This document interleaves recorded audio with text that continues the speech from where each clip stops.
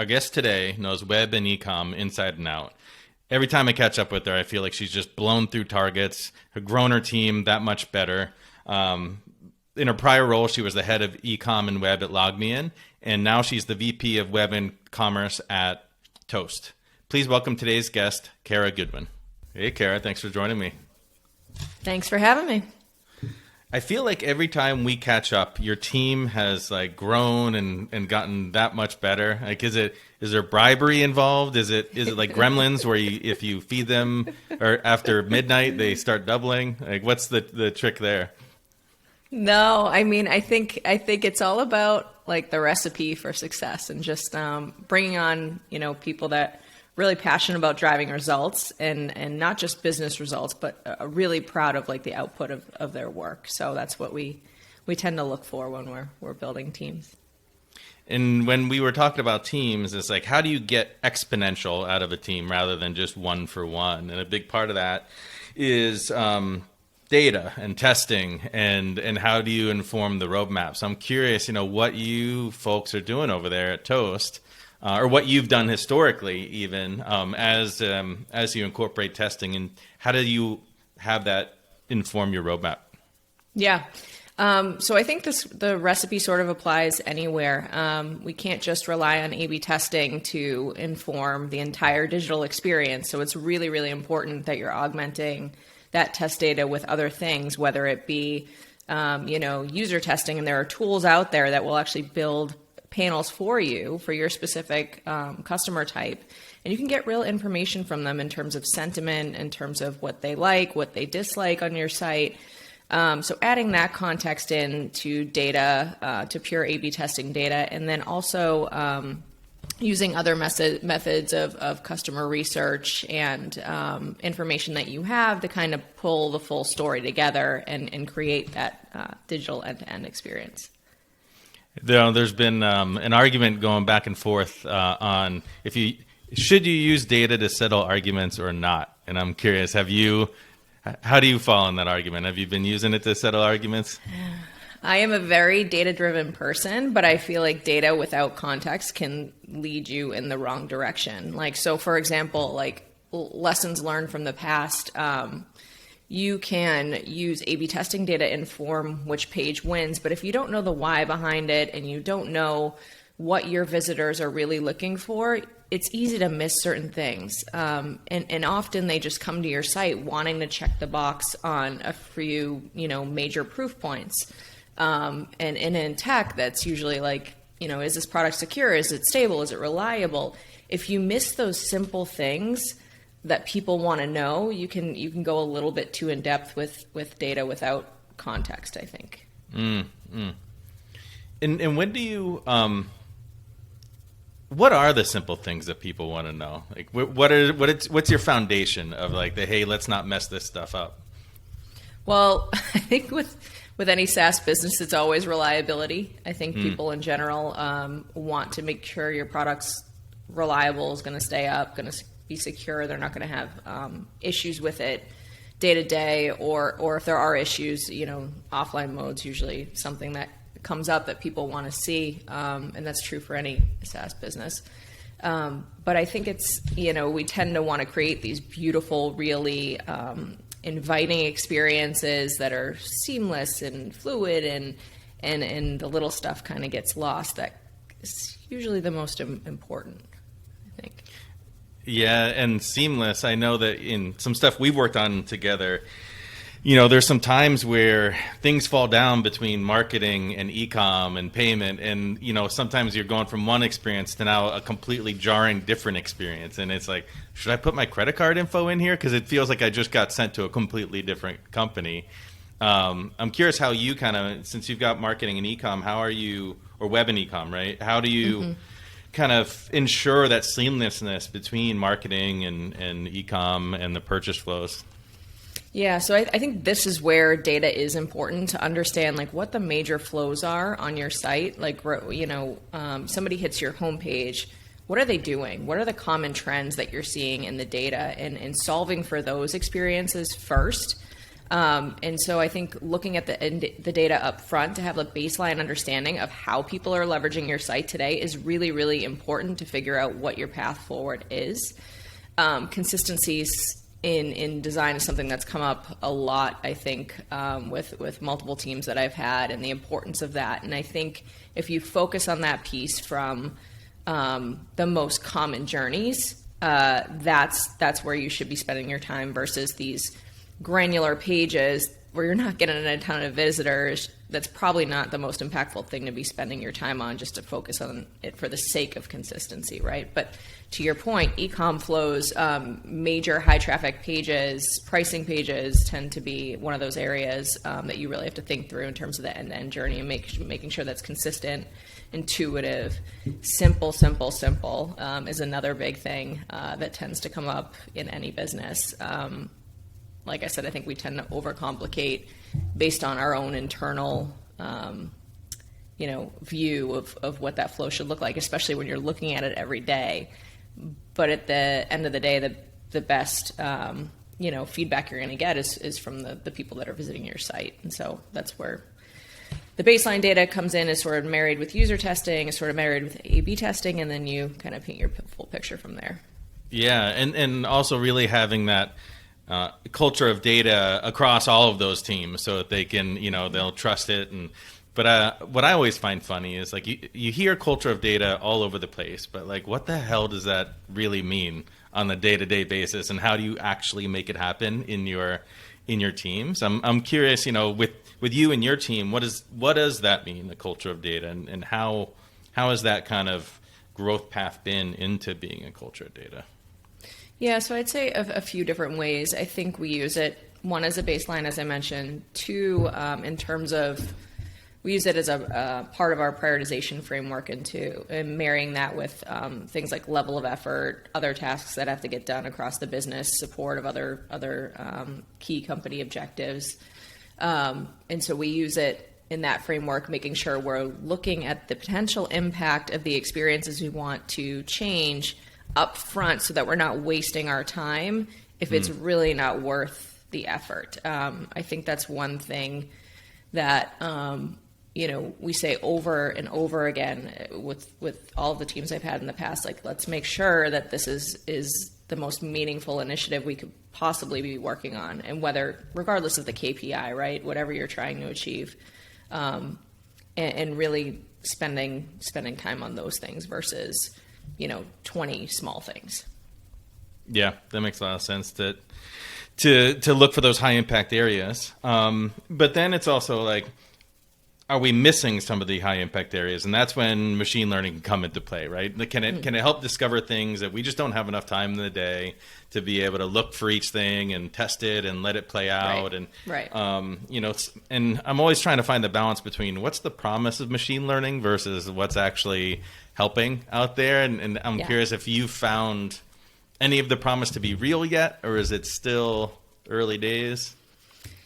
Haven't found any of the promise to be real yet, but I think the idea and the concept of moving beyond A/B testing, because you mentioned it, right? It's really tough to develop a rapid pace of testing when you can't isolate really high traffic experiences from each other and make sure you're getting the appropriate data back that you're looking for. And so I think in the future, machine learning, like as these tools develop, the idea of changing experiences in real time is going to be key to accelerating pace and delivery of business results and of better experiences for the visitor as well.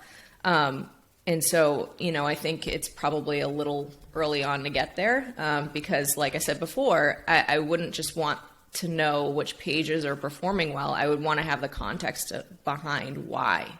And the engagement with the page, the scroll data, what resonates with people? Is your message being heard?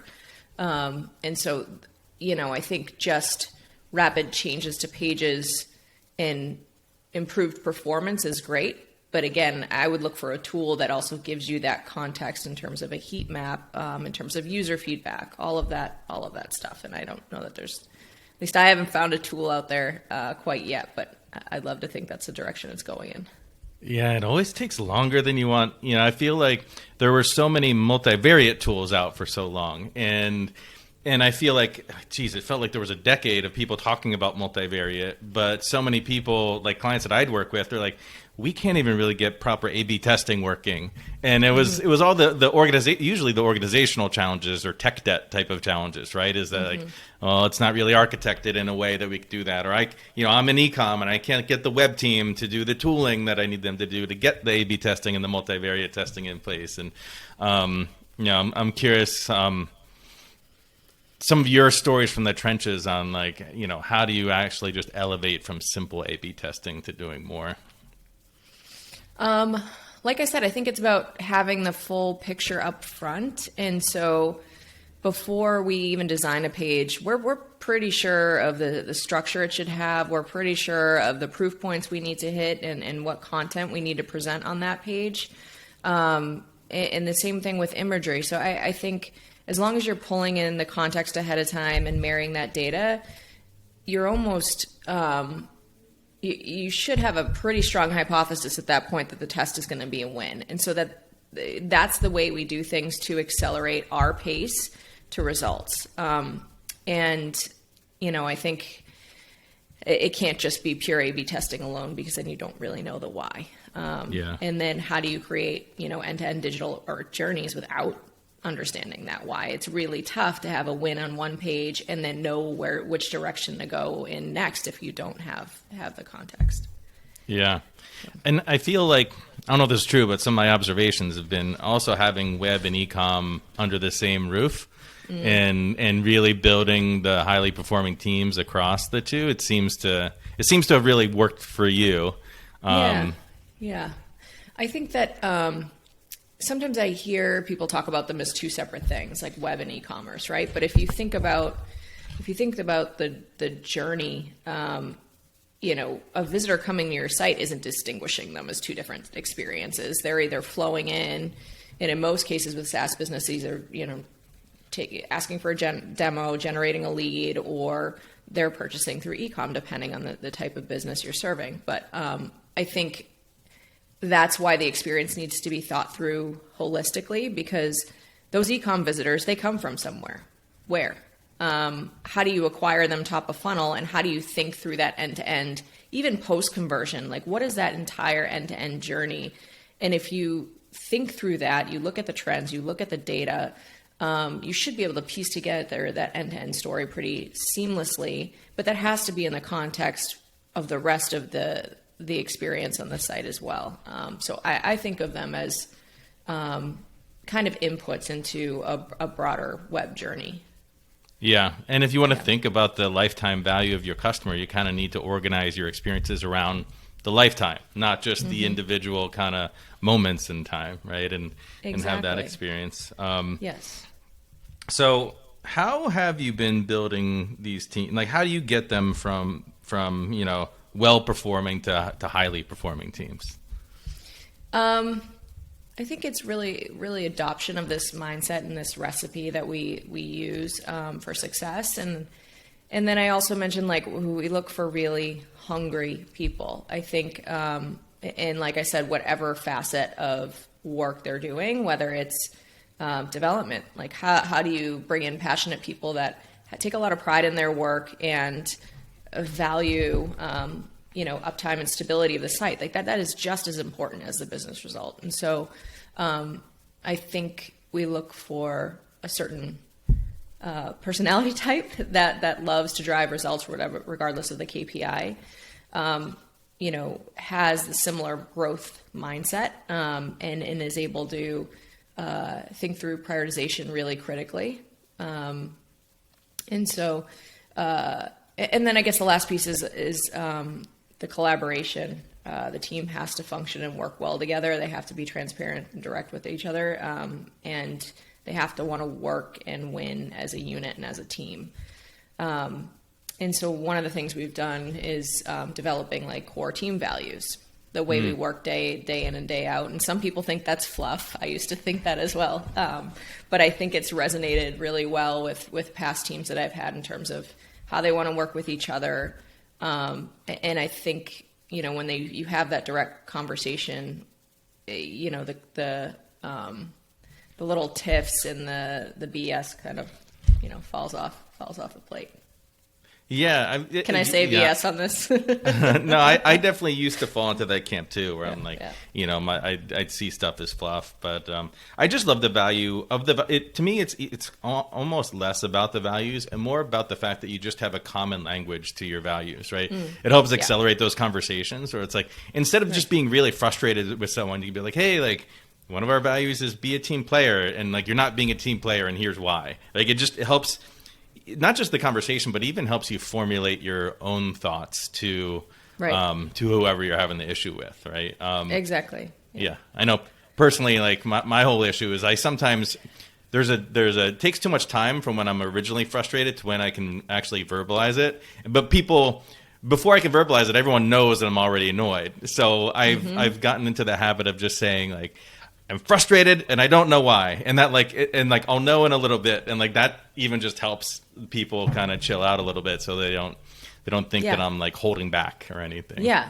Yeah. And I think when you have those direct, transparent conversations, again, like that gets you to resolution sooner. It also provides the ability to like kind of sort out differences and get over the issue a lot quicker versus just like letting it stew and fester and distracting everybody from the end goal, because that's usually the same in every scenario. It's just, how do we get there? Yeah. And two things that I've been really narrowing in on for teams is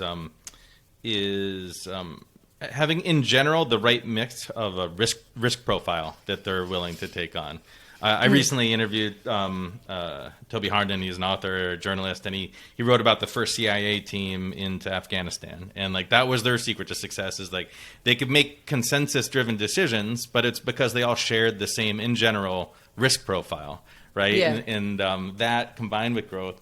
The thing I'm always curious about, though, because like if you have a team that like they're all high risk profile and they're all growth centered, some of the fundamentals can start to get lost, right? And you can start to just like go off the reservation. How do you balance? Have you found ways to kind of balance those two things to keep it grounded while also maintaining that growth culture? Yeah, I think with any site, there's always going to be the opportunity for low-hanging fruit, just in terms of where you can optimize. And then there's a next level of, okay, like how do you innovate from there? And so those are definitely two layers that you need to make sure are stacked on each other to ensure the growth and to ensure, you're not creating this or putting all your eggs in one basket on the innovative piece of that. So, like I said, we always look at the impact of anything we do ahead of time, and think through the prioritization of that. It sort of winds up being kind of a mix of both. You talked about machine learning, right? And so if that's one area that makes sense to go into and spend the time to look at that, that's considered like a growth project, right? Versus your typical roadmap where you've backed into the numbers, you've looked at the context and the sentiment you've heard from customers and visitors, and you've married all that together to kind of build your roadmap. The growth piece, in my mind, the innovation piece is just a layer on top of that. So making sure you carve out the time to focus on those efforts and explore them as well is important. It's not always easy, but it's important. And we've thought through, longer term how we resource that appropriately. And not only that, like you have your two layers of baseline growth, innovation, and then your third is like the tech roadmap, because you can't forget about that. That's, like I said, that's critical for any e-com business, for any business whose site drives the bulk of their leads. So making sure that's layered in as well, and then going through prioritization exercise or framework or whatever it is you're using to kind of stack rank those things, and make sure you have the investment to support the growth bucket too. So not a perfect science, but managing the layers is important. Yeah, and you talk about the baseline a lot, and maybe that's part of it too, is like there's a difference between growth, just crazy growth, it's all over the place, versus like, hey, our growth is to continue. We're going to build a new foundation. And once we get there, then we're going to build a new foundation on top of that, right? And on top of that. And that way you worry less about the ground kind of falling out from under you in the pursuit of growth. But you makes said it okay to fail. Yeah, exactly. Yeah. And you talked about tech roadmap, and we've had the joy of evaluating software vendors together in the past, and that is a land that can easily be filled with a lot of BS, right? And I'm sure, like as the VP of Web and Commerce, you're inundated with vendors that wanting to sell you the next greatest thing. How do you navigate that? As far as like you're faced with challenges internally, and then you're getting this, all this hype of all these software vendors that are out there. How do you navigate that mess? Good question. I think we've got, with your bigger tools, making sure that those companies are in a good spot, like from a financial perspective, from a scale perspective, making sure their roadmap aligns with where you want to go. And that's, core systems like your CMS, like your A/B testing tool, your whatever you're using for data, whether it's Heap, GA, Adobe, whatever the case may be. Those tools, you want to make sure you have scale, stability, and reliability. And so, as long as you have confidence in your stack, I think you're in good shape. If not, those would be the guiding principles I would use to pick something that's secure, reliable, and also probably a little bit longer out in stage, depending on the size of your company. The other tools that we've used recently, even at my last company as well, but the ones that are kind of merging that are super interesting to me tie more to that growth bucket. And so, I mentioned the A/B testing is one piece. User testing is really important, but the way it used to be done in terms of just understanding like friction points with about 10 visitors, like that gives you little something that doesn't give you the full picture. And so now there are tools out there that allow you to test an entire journey before you even push it live on your site. They tell you, like I said, customer sentiment, what they like, what they don't like, really giving you like back journey diagnostics to inform where you go. So those are the types of meetings I tend to take to explore what's out there now, because that's going to aid in your growth of the business. The heavy, system ones, if they're working for us, we tend not to reevaluate. It only really comes up when it's not working out. So I kind of lean towards more of the growth stack. Yeah. Yeah. And, you talked about earlier in your career, seeing some stuff as kind of fluff, and having known you now for a while, I'm curious a little bit on the evolution of your career and things that, the way that you viewed the world before versus now. Like, what have some of the big takeaways been for you as you've gone through this growth? I think, when you're type A like me, it's hard to let go of certain things. It's hard to delegate. It's hard to trust. And that's probably one of the biggest lessons that I've learned over time, like really leaning on your team, giving them the space to feel empowered, to make decisions, to go out and create the roadmap, and ask for guidance and help along the way. But really, being hands off where I need to, I think has been the hardest lesson. I have control issues too, Cara. Yeah. The fluffy piece was hard for me too. I feel like I'm getting really soft, George. I do. Because I think like at the end of the day, like your team is critical and really important to how you operate day to day, and the results you drive and how motivated they are and how happy they are makes a real difference. And so, making sure, especially in a remote world where you have those connections with people, you're connecting them on a human level versus like the first question that comes out of your mouth being like, what the numbers look like yesterday. So that's been a big transition for me. Feelings and emotions. Holy, who am I? What have I become?